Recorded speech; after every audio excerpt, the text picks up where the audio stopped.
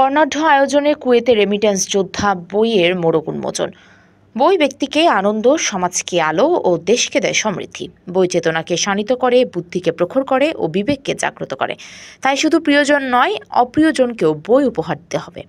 কুয়েতে আব্বাসিয়া জমজম হোটেলে ২০ ফেব্রুয়ারি শুক্রবার যথাযোগ্য শ্রদ্ধা ও ভাষা শহীদদের রুহের মাগফিরাত কামনায় মধ্য দিয়ে অমর একুশের শহীদ দিবস ও আন্তর্জাতিক মাতৃভাষা দিবস পালিত হয়।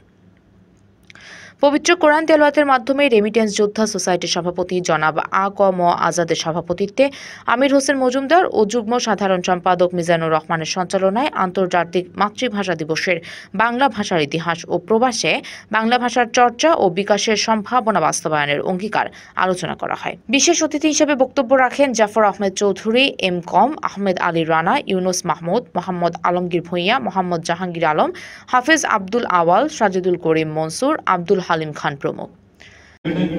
এই সংগঠনের মাধ্যমে আমরা ঐক্যবদ্ধ হইতে পারি। আমরা যদি ঐক্যবদ্ধ হওয়া ছাড়া জাতির মনোমঙ্গল কামনা আসে না। যেটা আপনারা যেমন 52 সালে যে ভাষা আন্দোলন কথা বলছিলেন, যেন ওই সময় আমাদের গোলাম আজম দিদি ছিল ঢাকা ইউনিভার্সিটিতে, ওইখানেও কিন্তু সালাম বরকত অনেক এরা শহীদ হয়েছে। এরকম কোনো আন্দোলন ছাড়াই কিছু পাওয়া যায় না, কখনো পাওয়া যায় না, পাওয়া যাবেও না। তো আমরা যে রেভিনিউ যোদ্ধা সংগঠনটা করছি, এই সংগঠনের আমাদের উদ্দেশ্য হলো আমরা সব সময় মানুষের পক্ষে কথা বলে, প্রবাসীদের পক্ষে কথা বলে কিছু আদায় করার জন্য। কোথা থেকে প্রবাস থেকে আদায় করা যাবে, এম্বাসি থেকে এবং দেশের থেকে, সরকারের থেকে আদায় করা যাবে।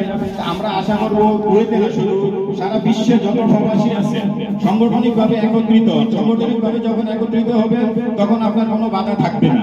যে ভাষা দিবসের অনুষ্ঠানে আন্তর্জাতিক মাতৃভাষা দিবস ২০২৫ উপলক্ষে ১.৫ কোটি প্রবাসী রেমিট্যান্স যোদ্ধাদের অধিকার, মর্যাদা ও সুরক্ষা প্রতিষ্ঠার লক্ষ্যে প্রবাস বাংলা মিডিয়া কুয়েত কর্তৃক প্রকাশিত দ্বিতীয় গ্রন্থ রেমিট্যান্স যোদ্ধার মোড়ক উন্মোচন করা হয় এবং উপস্থিত সুধীজনের মাঝে দি পাথফাইন্ডার পাবলিকেশনস থেকে প্রকাশিত রেমিট্যান্স যোদ্ধা বইটি উপহার দেওয়া হয়।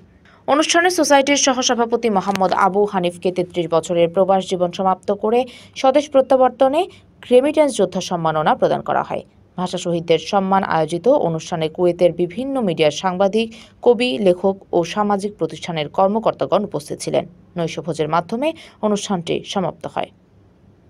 কুয়েত থেকে রবিউল হকের পাঠানো তথ্য ভিডিও চিত্রে PIB ৭১ টিভি।